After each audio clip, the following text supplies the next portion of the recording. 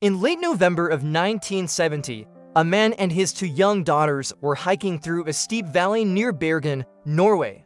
It was cold, the kind of cold that bites through your jacket and makes you wish you'd stayed home. The valley was called Isdalen, or more ominously, Death Valley, because hikers had died there before, whether from falls, avalanches, or even suicides.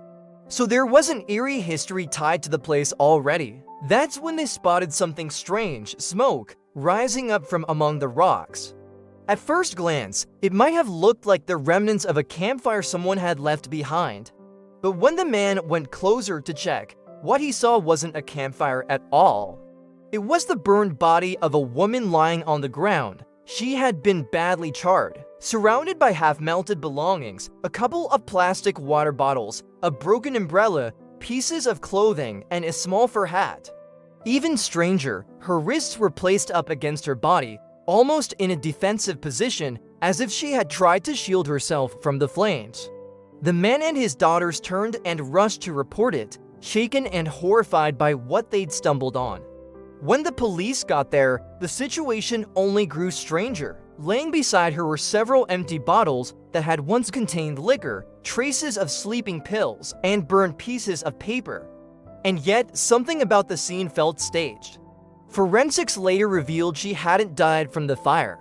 They found carbon monoxide in her system and a large number of sleeping pills, but not enough to be conclusive. It was hard to pin down what really happened. First, was she poisoned, unconscious, then set on fire, or was she alive when the flames started?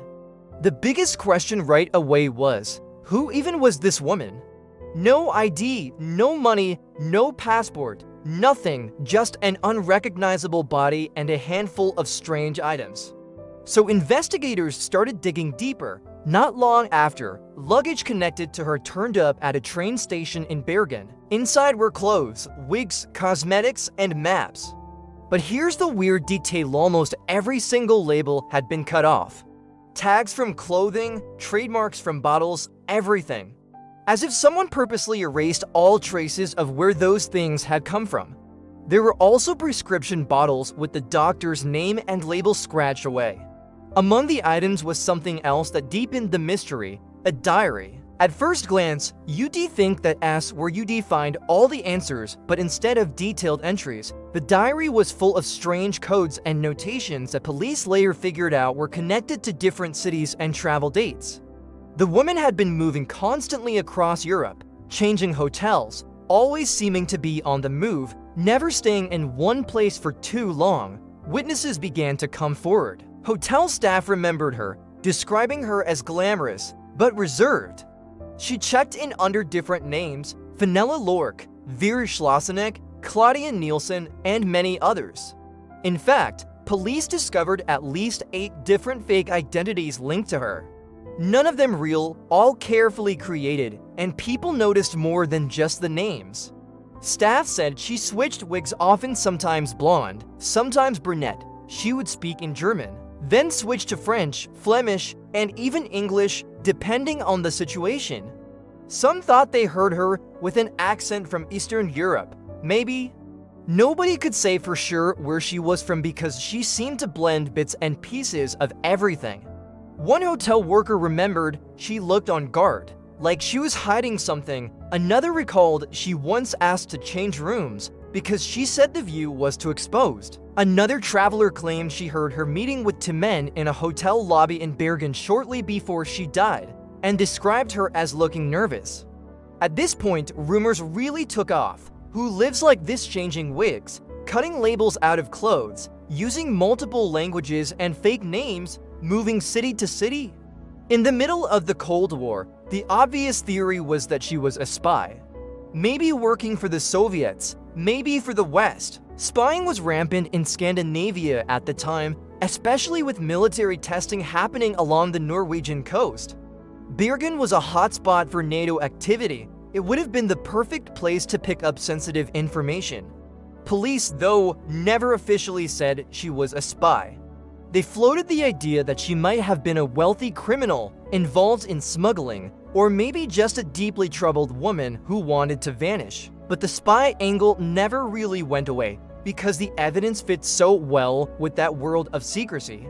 The most heartbreaking detail is, when they finally held her funeral, no family came forward, nobody claimed her.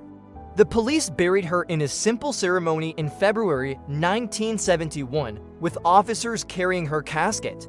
To this day, her grave sits in Bergen with a black granite headstone that reads, "Here lies the unknown woman who was found dead in Isdalen, 29.11, 1970. Over the decades, people have kept trying to solve it. In 2016, journalists with the Norwegian Broadcasting Corporation dug into the case again, and forensic testing suggested she most likely grew up in Central or Eastern Europe, maybe Germany or near the French-German border. Her teeth had been worked on with dental methods not common in Western Europe at the time, which narrowed things a little. There's even mitochondrial DNA analysis now pointing possibly toward areas like Germany or nearby countries, but it's still not precise enough to say who she really was. What keeps this mystery alive is how many loose threads there are.